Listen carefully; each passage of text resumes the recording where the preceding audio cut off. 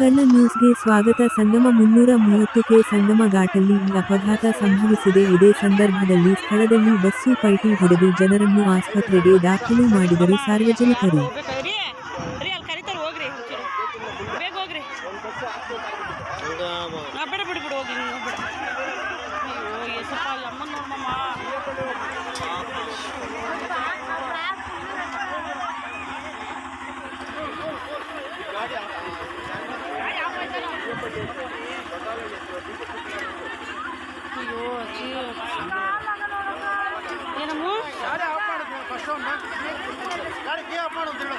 ಆಗಲ್ಲ, ಆಗ್ತಾ ಇಲ್ವಂತೆ ಸರ್, ಆಗ್ತಾ ಇಲ್ವಂತೆ, ಆಫ್ ಆಗ್ತಾ ಇಲ್ವಂತೆ.